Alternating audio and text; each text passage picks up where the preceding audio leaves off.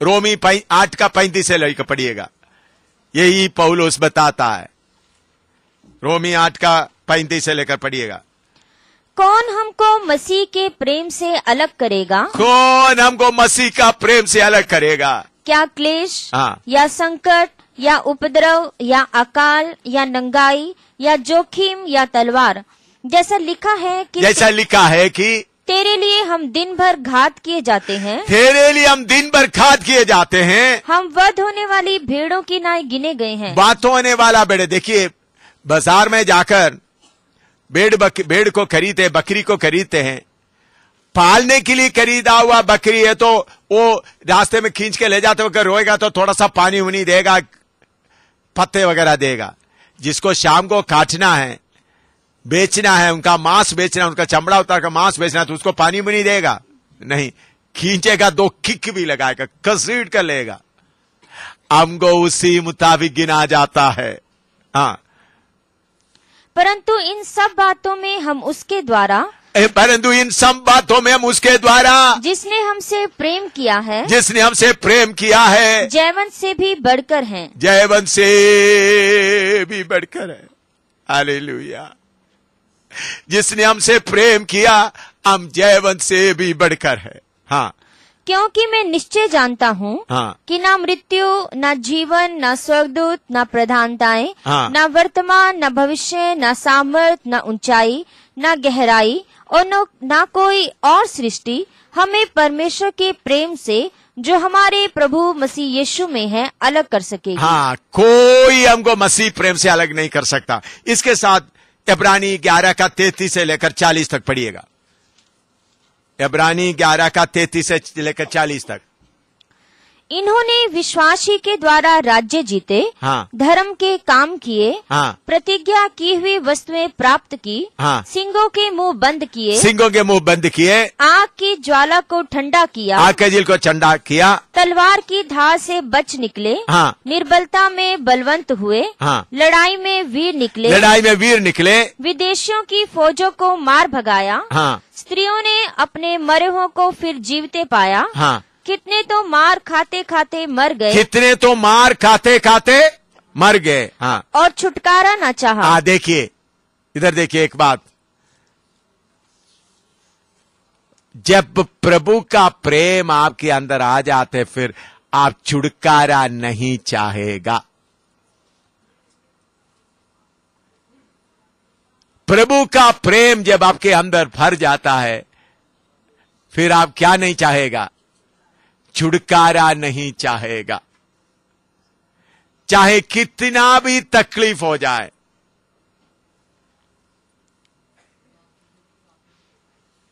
प्रभु मेरे बेटे को चंगा करो, मेरे बेटी को चंगा करो, ये सब किसके लिए बोलता है? छुटकारा चाहने के कारण। जब आपके अंदर प्रेम भर जाता है, आप छुटकारा नहीं चाहेगा। मैंने आपको बोला ना, पिछले दिनों में मेरा बेटी का पति रेजी मरेंगे करके 45 दिन के पहले प्रभु ने मुझे बोला था। उस वक्त तो अच्छा प्रचार कर रहा था, तर्जुमा करता था, अच्छा सेवक था, बाइबल क्लास में भी अच्छा सिखाता था, मेरा दाहिने हाथ की तरह सेवा करता था, दिल्ली में सेटल करके कर रहा था। जब वो मरेंगे करके प्रभु ने बोला, एक बार भी प्रभु इनको बचाओ, इनको चंगा करो करके नहीं बोला, एक बार भी। जब आपके अंदर प्रेम भर जाता है, फिर छुटकारा नहीं चाहेगा। मेरा प्रेमी जितना मेहनत किया, मैं भी उसके साथ कष्ट उठाने का मन आएगा। मेरे प्यारों, कायमे के बाहर जाना तो प्रेम से भरना है, धक्का से नहीं होता, धक्का देकर नहीं होता। भाई प्रेम से भर जाते तो हालेलुया, हर कष्ट को सहने के लिए आप तैयार हो जाते। छुटकारा नहीं चाहा, चाहे पैसा का तंगी हो, धन्यवाद हो, मारपीट हो रहा तो धन्यवाद हो, निंदा है तो धन्यवाद हो, छुटकारा नहीं चाहेगा। हालेलुया। कैसे, क्यों छुटकारा नहीं चाहेगा? परमेश्वर के राज्य के लिए कुछ कीमत, कुछ हिस्सा डालने के लिए हमको मौका मिलता है। परमेश्वर के राज्य के लिए मैं इसको समझाने के लिए, मैं इसके पहले भी आपको बता दिया, एक बार कई बार बताया। अभी मान लो मैं अभी एमी इधर बैठी, एमी को लेकर बोलता हूं, गुस्सा नहीं करेगी। एमी का पति फिन्नी गल्फ में या अमेरिका में काम कर रहा है, गल्फ में काम कर रहा है, कुवैत में काम कर रहा है, समझ लो। उन्होंने एक चिट्ठी भेज दिया, 10 लाख रुपया भी भेज दिया उनके साथ में, 10 नहीं 20 लाख रुपया भेज दिया। और एमी, मैं इधर में रेतली जगह में मेहनत कर रहा हूं,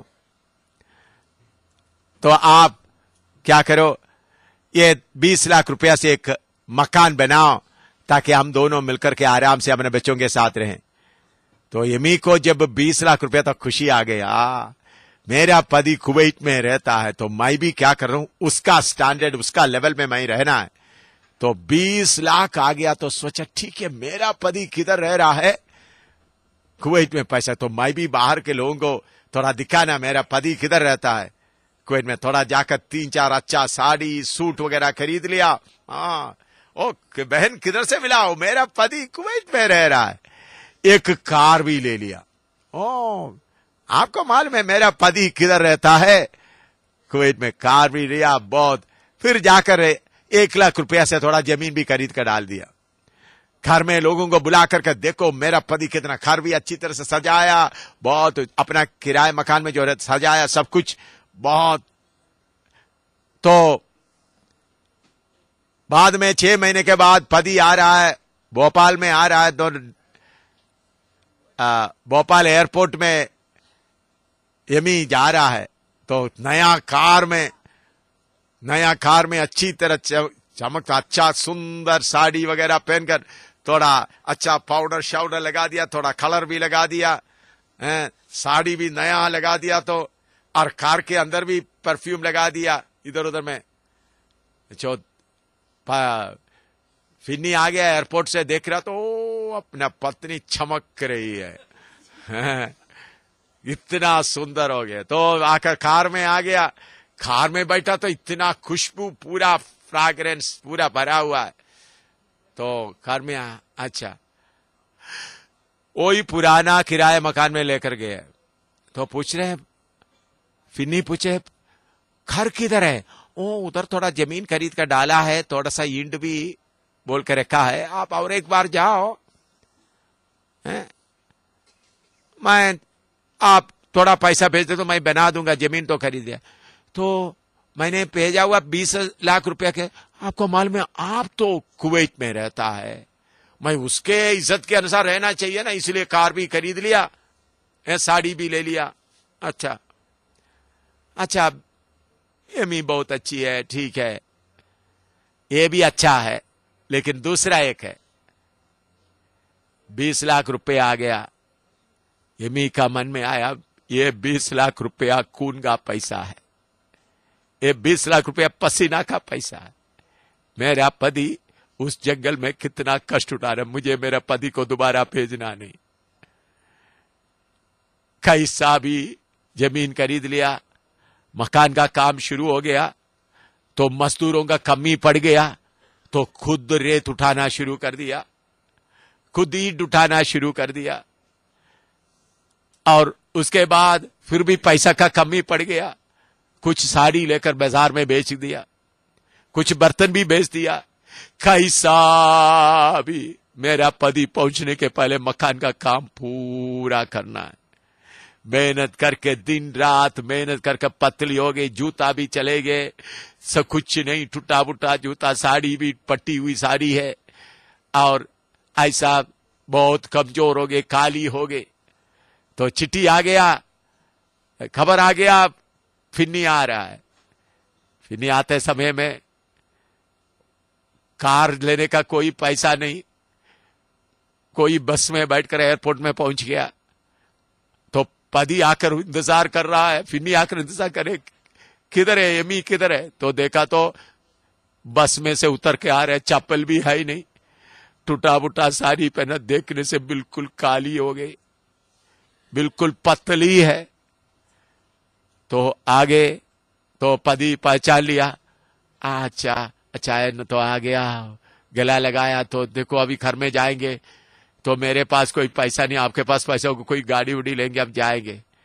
तो एमी बोलो तुम क्यों इतने कमजोर हो गए, तुम्हारा साड़ी कहाँ गए? नहीं चुप रहो, थोड़ा जाओ, चलो गाड़ी चलाओ, कार लेकर देखो इधर से जाओ, जाकर एक सुंदर मकान के सामने खड़ा कर दिया गाड़ी, उतर गया, सामान देखो अंदर रख के गला लगाकर बोल रहा है ये घर हमारा है। आपने जब उधर उस रेगिस्तान में मेहनत करते समय मैंने समझा मैं आपको सही पत्नी है, तो मैं भी मेहनत करना, इसलिए मैं मेहनत करना शुरू किया।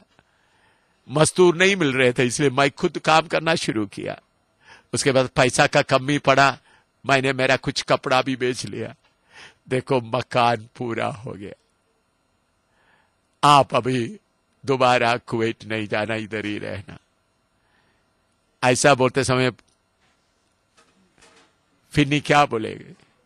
गला लगाकर बोलेगी मेरे वफादार पत्नी, मेरे प्यारो, इसी मुताबिक हमारा प्यार है। यीशु सूली पर पूरा जान देते हुए, सिर में खांटे, हाथों में खील, सब सहते हुए चले गए। उनके पीछे गया हुआ गलाती 6:17 पढ़िएगा। एक एक सेवक कैसा है, गलाती 6:17। आगे को कोई मुझे दुख ना दे, आगे को कोई मुझे दुख ना दे, क्योंकि मैं यीशु के दागों को अपनी देह में लिए फिरता हूँ। यीशु के दागों को मेरे देह में लिए फिरता हूं। पौलुस के बारे में हम देखते वक्त यीशु को एक बार खोड़े लगा है, पौलुस को 5 बार खोड़े लगा है, बेते खाए। पौलुस का शरीर में पूरा निशान है। अब पौलुस को पूछे, पौलुस आपके उस शरीर में इतना निशान क्यों? पौलुस बोले मुझे मत पूछो मेरे बड़ा भाई, यीशु उधर खड़ा है, उनको देख लो, उनके हाथ में भी वो कील का निशान। मेरे प्यारो, यीशु मसीह के कलीसिया का ज्यादातर लोग शहीद हुए हुए लोग हैं। ज्यादातर उनमें से कोई दुनिया का मजा उठाया हुआ लोग नहीं। उन लोग सब प्रेम से बांधे हुए कष्ट उठाए हुआ लोग हैं, मार खाया हुआ लोग हैं।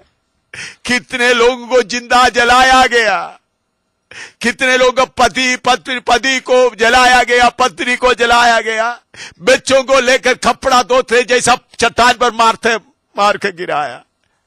फिर भी उस प्यार के पीछे उन लोग भागता रहेगा। शूनेमी अपना घर से निकलाकर भाग रही है, गली में घूम रही है, मेरा प्रेमी तू कहां है? हमारा प्रेमी कैमे के बाहर खड़ा हुआ है। अगर आगापे प्रेम आपके अंदर भरा रहेगा तो आप दौड़ते रहेंगे। हालेलुया। आत्माओं को ढूंढते किधर जाएंगे। हालेलुया। पहाड़ में, जंगलों में, जगह में आत्माओं को ढूंढते जाएंगे। हालेलुया। पॉलीकार्प के बारे में हम पढ़ते हैं, उनको जलाते हो, एक प्रभु की सेवक था, बुढ़ा हो गया, 88 साल हो गए। उन लोग बोले यीशु को इनकार करो, बोला नहीं। और उनको जलाने के पहले उन लोग एक जगह में खड़ा किया, उधर एक लोहे का खंभा था, उसके साथ उनको बांध लिया। उन्होंने बोला मुझे जोर से बांध लो, ताकि जब आप लोग जलाते, जब मेरा शरीर जलेगा, उस दर्द से साथ मैं भागना नहीं। चारों तरफ आग लगाकर मोमबत्ती की तरह उनको जलाया। कितने हजारों लोगों को मोमबत्ती की तरह जलाया गया। मसीह लोगों को, कितने लोगों को उन्हीं दिनों में पार्टी करने वाला भाइयों बहनों को पकड़ेंगे और उनके चारों तरफ मोम लगाकर जैसा मोमबत्ती जलाते उनको जलाते थे। कितने लोगों को आजकल क्रिकेट का खेल होता है, उन्हीं दिनों में जंगली जानवरों का खेल होता है।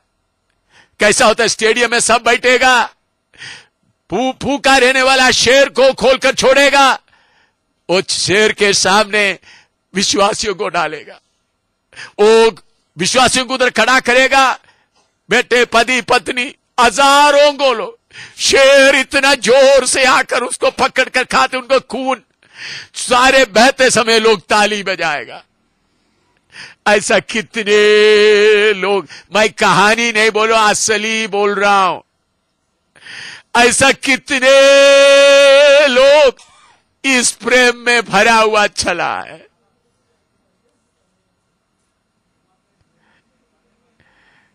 हालेलुया। आपके अंदर ये प्रेम आना है तो पति का प्रेम, बच्चों का प्रेम, दोस्तों का प्रेम सब आपको फेंकना पड़ेगा। परमेश्वर, मेरे प्यारो, मैं कितने बार प्रभु से बोला, प्रभु मेरा खून हिंदुस्तान के देश में गिरेगा तो मैं आपको बहुत धन्यवाद दूंगा।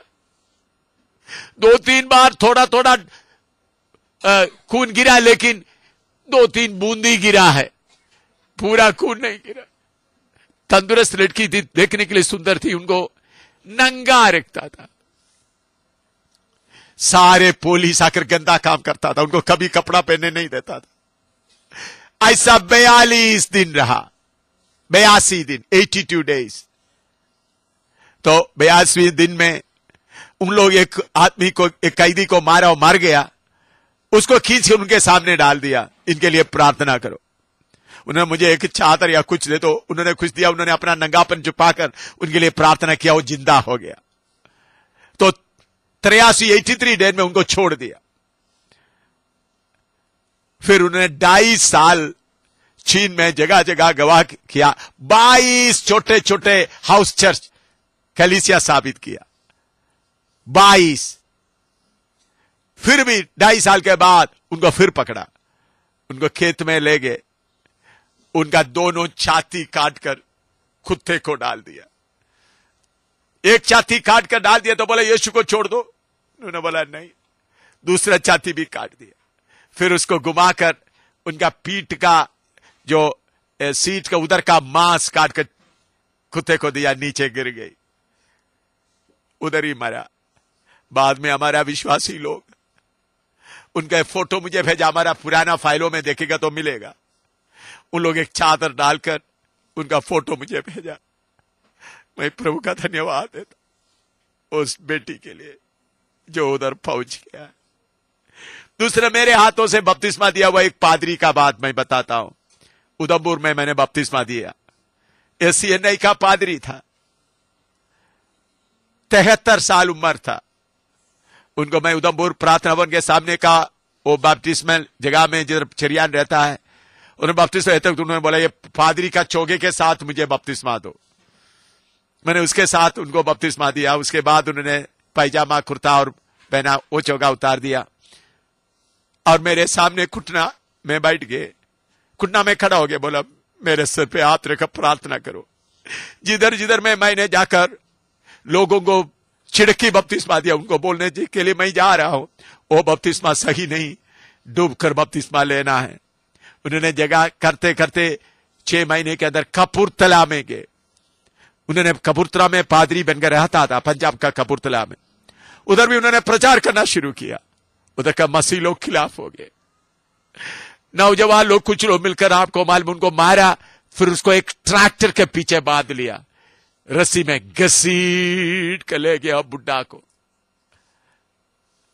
घसीट कर ले गए। कपूरथला के बाहर, गांव के बाहर उनको ले जाकर जब कूड़ा डालते तो उन्होंने बोला, ऐसा लगा तो उन्होंने बोला पानी पानी, ऐसा बोला तो 2 नौजवान उनके मुंह में पेशाब दिया। ओ प्रभु का दास पेशाब पीते पीते ये दुनिया छोड़कर चले गए। 5 दिन के बाद मुझे खबर मिला, मैं उधर गया तो सारे बात मुझे मालूम हो गया। लेकिन मसीह लोग ऐसा करने का सारे लोग बोले और कहीं नहीं बताना। हालेलुया। यीशु के नाम में कमाने वालों, यीशु के नाम में सुख चाहने वालों, यीशु के नाम में पैसा चाहने वालों, यीशु के नाम में चंगाई चाहने वालों, ये यीशु का मार्ग नहीं है। यीशु का मार्ग कीमत देने वाला मार्ग है।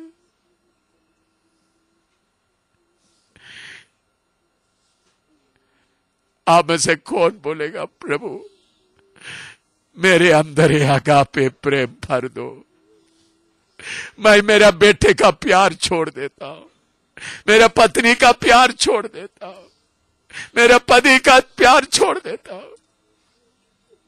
कौन प्रार्थना करेगा? प्रार्थना शुरू करो।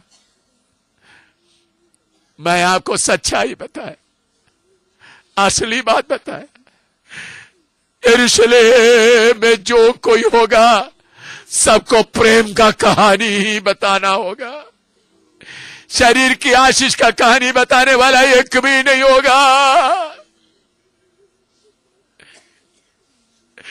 कष्ट उठाया हुआ लोग, दुख उठाया हुआ लोग, जिसको आरे से चीरे गए थे, जिसको पतरवाह किए गए थे, उनके कष्टों के सामने आपका कष्ट क्या है? कुछ भी नहीं। अब कुछ भी नहीं सहा। मेरे प्यारे भाई बहनों, अब कुछ भी नहीं सहा।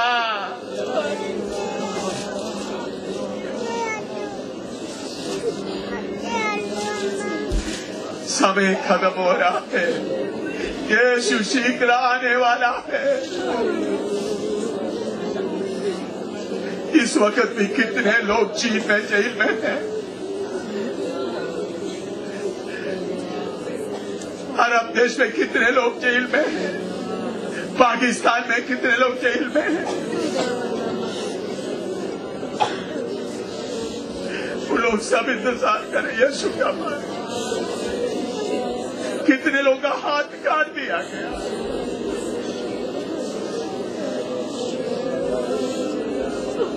कितने लोगों का पांव काट दिया गया। कितने लोगों का जीव काट दिया गया। यीशु का प्रचार करता है करके बोलते हुए मुसलमान लोगों ने प्लायर से उनका जीव खींचकर कितने लोगों का जीव काट दिया।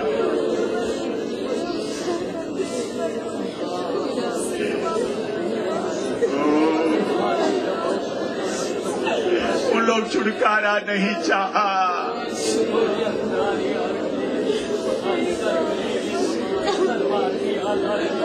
उन लोग छुटकारा नहीं चाहा। मैं कहानी नहीं बोल रहा हूं आपको।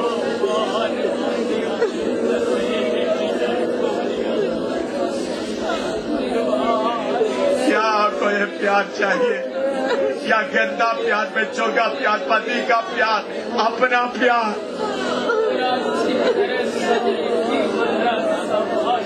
कौन बोलेगा प्रभु मेरा पति का प्यार मैं निकाल देता हूँ, बेटे का प्यार मैं निकाल देता हूँ, बेटियों का प्यार मैं निकाल देता हूँ, मेरे शरीर का प्यार मैं निकाल देता हूँ।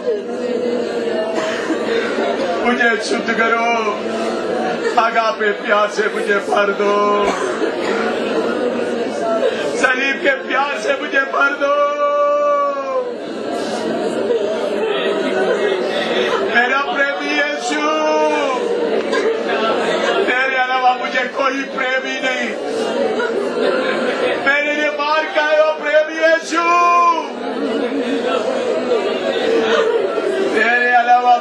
कोई प्रेमी नहीं। मेरे लिए 3 किलो में लटकने वाला मेरा प्रेमी, मेरे अलावा मुझे कोई प्रेमी और नहीं। मेरे लिए भारी सलीब उठाकर उड़ते चलते गया हुआ प्रेमी, तेरा प्रेम असली प्रेम है।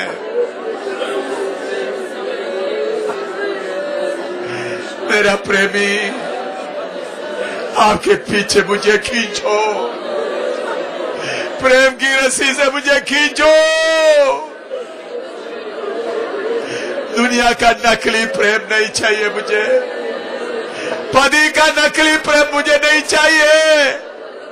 मेरे बेटे का मुस्कुराहट मुझे अभी नहीं देखना, मेरे बेटी का बोलने का ढंग मुझे नहीं देखना, मुझे सलीब को देखना। भारत के लिए कीमत देना मैं चाहता हूं। जैसा मैं यमी के बारे में बताए, पति कुवैत में काम करते वक्त यमी अपने यहां काम कर रहा, कैसा मकान पूरा करना है, इसलिए खुशी से कर रही है। पौलुस बोलता है, मसीह के लिए, उनका शरीर के लिए जो कष्ट में सहता हूं उसमें मैं खुश होता हूं।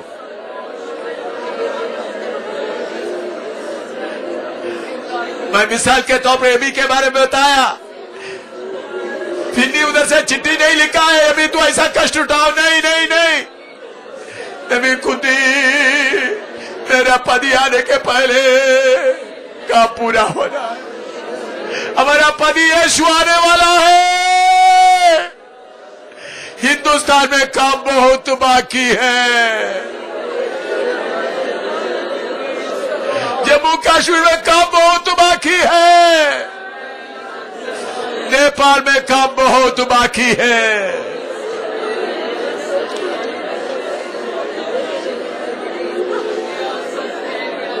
अपना मतलब का बात छोड़कर यीशु का प्रेम में बांधे हुए कौन जाएंगे?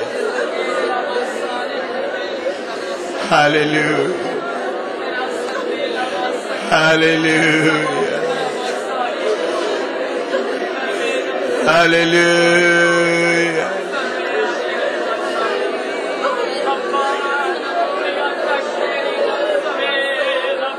Hallelujah,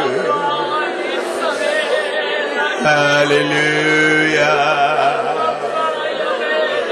hallelujah, hallelujah.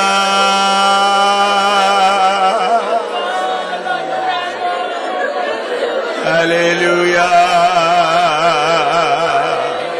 ये भोजन आप खाओ, ये आत्मिक भोजन आप खाओ, सिर्फ दिमाग में नहीं, इसके ऊपर मनन करो, ये खाओ अभी। हालेलुया, यावा यमाना। प्रभु का वचन सीखने के लिए जाएंगे। अभी हम आगे सीखने जा रहे। इतना महान परमेश्वर, परमेश्वर का इतना बड़ा योजना उनके पास है। मैंने बताया परमेश्वर इतना महान है, इतना महान परमेश्वर, इतना बड़ा परमेश्वर,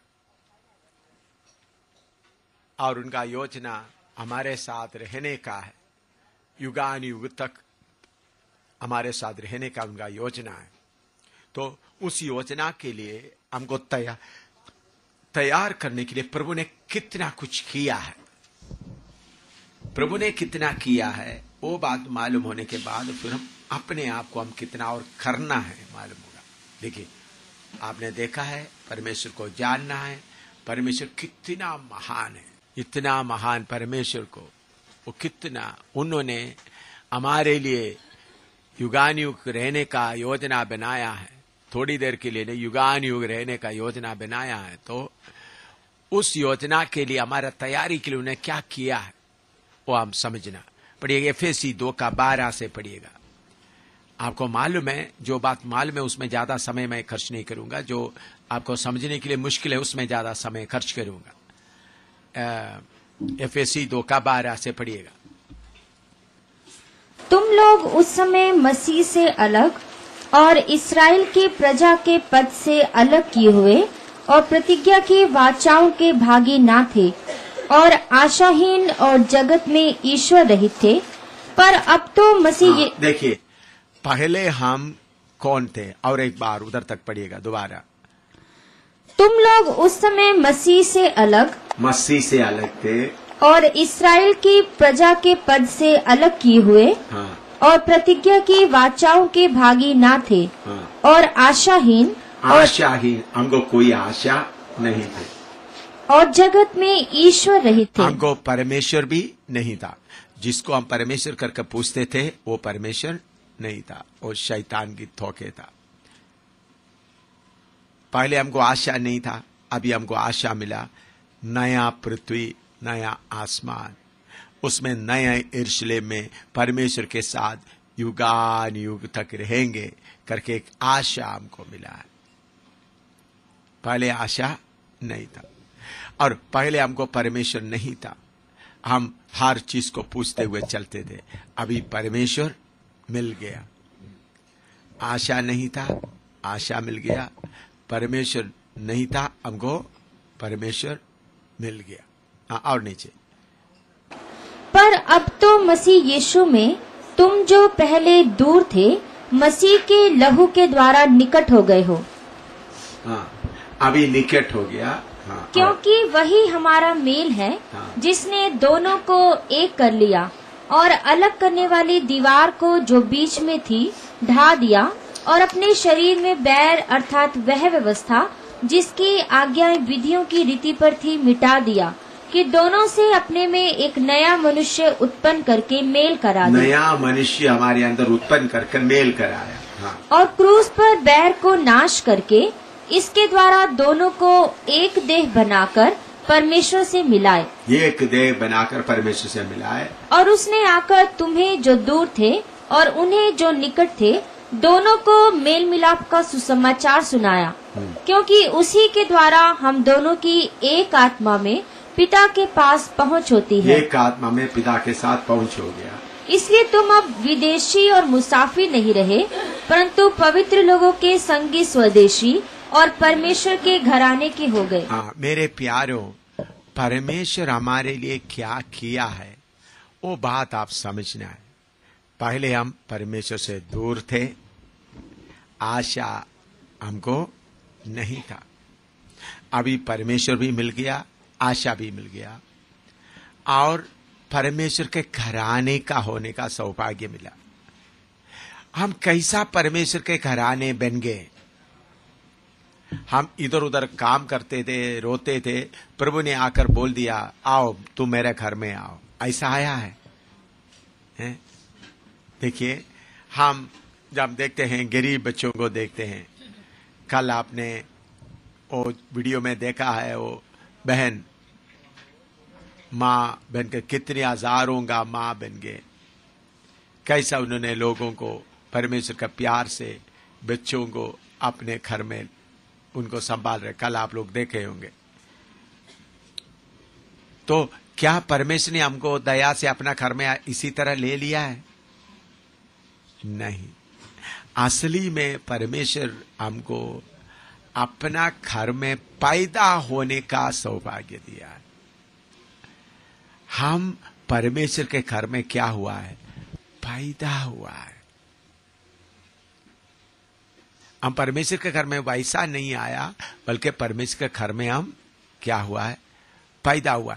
जन्म के द्वारा हमको नया, उधर में लिखा है नया मनुष्य उत्पन्न करके हमको क्या कर दिया? मेल करा है। नया मनुष्य उत्पन्न करके हमारे अंदर एक नया मनुष्य को प्रभु ने उत्पन्न करके परमेश्वर के, तो परमेश्वर हमको वैसा बुलाकर नहीं लाया, बल्कि परमेश्वर के घर में जन्म लेने के लिए मौका मिला। अभी मेरा बेटी सुसंदर बैठी है, उनको मैं आपको बोलता, बेटी दुखी नहीं होना। बेटी जब स्कूल में पढ़ती है, जब स्कूल में पढ़ रहा था, उनका दोस्त लोग बोलने लगा, देखो तुम्हारा पापा तुमको इतना प्यार नहीं करता है, इतना कुछ नहीं करता, क्योंकि तुम उनका बेटी नहीं है, तुमको किसी के घर से गोद लिया है। मेरा बेटी आकर वो पढ़ रही थी स्कूल में, आर्मी पब्लिक स्कूल में पढ़ते समय में, देखो पापा बाकी ऑफिसर लोग क्या करते हैं, अपना बच्चों को हर जगह में घुमाने ले जाता है, ऑफिसर मेस में जाता है, ऑफिसर क्लब में जाता है। मैंने कभी भी मेरे बच्चों को ऑफिसर क्लब में नहीं लेके, ऑफिसर क्लब में मेरे हमको बच्चों को लाने, ऑफिसर क्लब के लिए हमारा पैसा देता है, ऑफिसर क्लब में मेरा पत्नी को भी एक बार भी ऑफिसर क्लब में लेके नहीं, हमारा मेस में ले गए। उधर में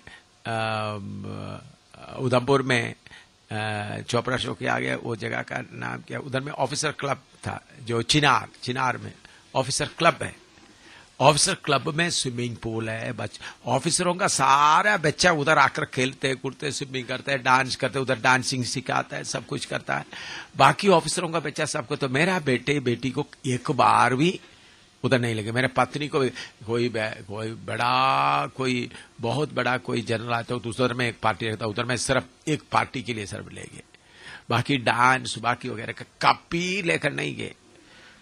तो इनके दोस्त लोग पूछे, देखो तुम्हारा पापा तुमको ये नहीं कहता, तुम्हारा पापा तुमको ऐसा, तुम उनके घर में जन्म नहीं लिया, तुमको गोद लिया। आपको मालूम है, फिर बेटी सूसन उधमपुर में मिलिट्री हॉस्पिटल में उसका जन्म हुआ। तो मैं मिलिट्री हॉस्पिटल का जो ऑफिसर के लिए लिखा हुआ सर्टिफिकेट उधर से मिलता है, कैप्टन एएम सामुएल का पत्नी अम्मनी का बेटी इतना बजे जन्म लिया करके वो कागज दिखाना पड़ा उनको। इधर बैठी है, वो शायद उनको याद होगा, देखो बेटी तुम वैसा घर में नहीं आया, बल्कि तू मेरे घर में क्या हुआ है, जन्म लिया है। तो मैं क्यों ये बात बताया है, हम हरेक प्रभु के घर में वैसा नहीं आया, बल्कि क्या हुआ है, जन्म लिया। पहला पत्रोस 1:23 पढ़ो, पहला पत्रोस 1:23। क्योंकि तुमने नाशवान नहीं पर अविनाशी बीज से परमेश्वर के जीवते और सदा ठहरने वाले वचन के द्वारा नया जन्म पाया है। वचन के द्वारा क्या पाया है, परमेश्वर के वचन के जैसा मैं और मेरा पत्नी के द्वारा मेरा बेटी जन्म लिया, इसी मुताबिक परमेश्वर का वचन के द्वारा क्या हुआ है, हम जन्म लिया है। जन्म से हम परमेश्वर के घर में आया है। इसलिए प्रभु यीशु कहता है, यूहन्ना 3:3 पढ़ो, 3 से 6 तक पढ़ो, यूहन्ना सुसमाचार 3:3 से 6 तक पढ़ो।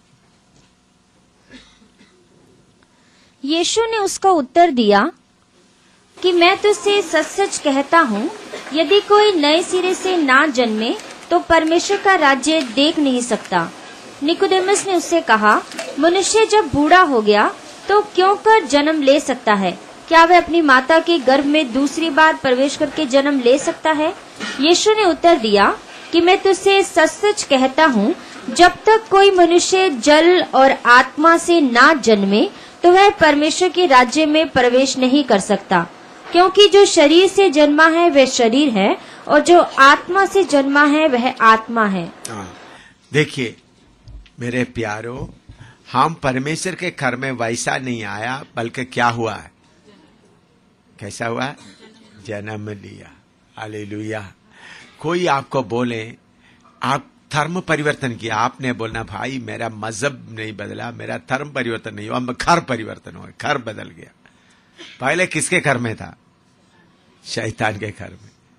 अभी किसके घर में आ गया, परमेश्वर के घर में आया है। पहले किसके घर में था, शैतान के घर में। अभी किसके घर में आया, वो कैसा जन्म हुआ, परमेश्वर का वचन हमारे अंदर जाकर हमारे अंदर एक नया मनुष्य उत्पन्न हो, वो हमेशा तक जीवित रहने वाला है। तो प्रभु ने हमको वैसा इधर उधर से बुलाकर लेकर आया नहीं। अभी मेरा बेटी को मैं बोलूं निकल जाओ मेरे घर से, अभी तो शादी हो गया तो बोले अपना छोटा सा जगह दिल्ली में बनाया, तो फिर भी मैं उनको बोले निकल जाओ आप मेरा घर से, तो वो क्या बोलेगी, मैं किधर जाऊं, मेरा घर यही है। जब हम घर में जन्म लिया है, हर बात का हकदार भी है हम।